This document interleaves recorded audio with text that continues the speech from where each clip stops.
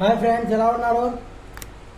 ఈరోజు జూన్ 3 3 జూన్కి సంబంధించినటువంటి ప్రత్యేకత ప్రపంచ సైకిల్ దినోత్సవంగా జరుపుకుంటాం. ఈ రోజును సుస్థిరమైన కాలుష్య రహిత రవాణాను ప్రోత్సహించడానికి జూన్ 3వ తేదీని ప్రపంచవ్యాప్తంగా వరల్డ్ సైకిల్ డేగా జరుపుకుంటాం. భారతదేశంలో ఇది అపారమైన చారిత్రక ప్రాముఖ్యత కలిగిన తేదీ. ఎందుకంటే ఇది ఉపఖండ విభజన కోసం 1947లో మౌంట్ బాటన్ ప్రణాళికను ప్రకటించిన రోజుకు గుర్తుగా నిలుస్తుంది. జాతీయ విషయాలకు వస్తే 5 జడ్జీలు ప్రమాణ స్వీకారం చేశారు. సుప్రీంకోర్టులో 37కు చేరిన జడ్జీల సంఖ్య. ఆ జడ్జీల వివరాలు: justice Sheelnag, justice Sri Chandrasekhar, justice Sanjeev Sachdeva, justice Arun Palli, justice వి మోహనం. అదే మాదిరిగానే 5 ఏళ్ల తర్వాత మహిళా జడ్జిగా ఒకరు ప్రమాణ స్వీకారం చేయడం జరిగింది. సుప్రీంకోర్టులో 5 ఏళ్ల విరామం తర్వాత మహిళా న్యాయమూర్తి నియామకం కావడం విశేషంగా తెలుసుకోవచ్చు ఈ రోజుని. దీంతో మహిళా న్యాయమూర్తుల సంఖ్య 2కు చేరుకుంది. సుప్రీంకోర్టుకు మహిళా జడ్జి నేరుగా ఎంపిక కావడం ఇది రెండోసారి. 2018లో జస్టిస్ ఇందూ మల్హోత్రా తర్వాత బార్ నుంచి నేరుగా సుప్రీంకోర్టు జడ్జిగా పదోన్నతి పొందిన రెండో మహిళా న్యాయవాదిగా జస్టిస్ వి మోహన రికార్డులకు ఎక్కారు.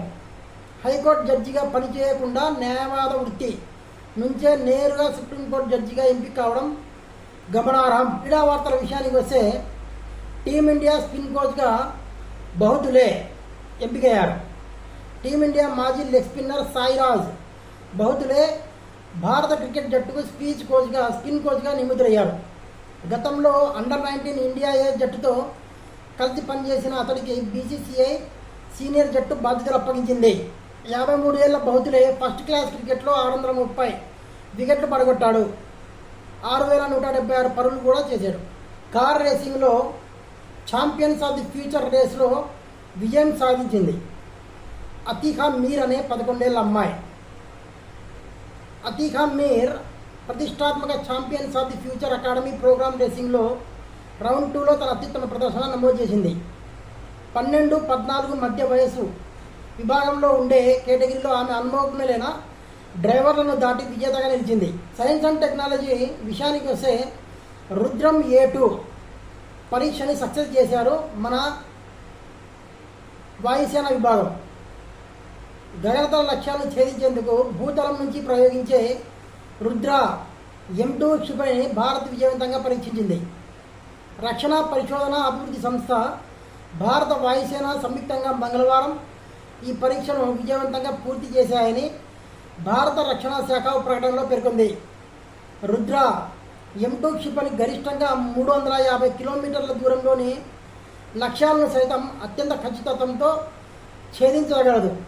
అత్యంత ప్రతికూల పరిస్థితుల్లోనూ సమర్థవంతంగా పనిచేస్తూ నిర్దేశిత పరిమితులను అందుకొని మిస్సైల్ తన లక్ష్యాన్ని గురి చేసి కొట్టిందని రక్షణ శాఖ పేర్కొంది. ఒరిస్సాలోని చాందీపూర్ సమీకృత టెస్ట్ రేంజ్ ITRలో ఈ పరీక్ష పూర్తి చేశారు.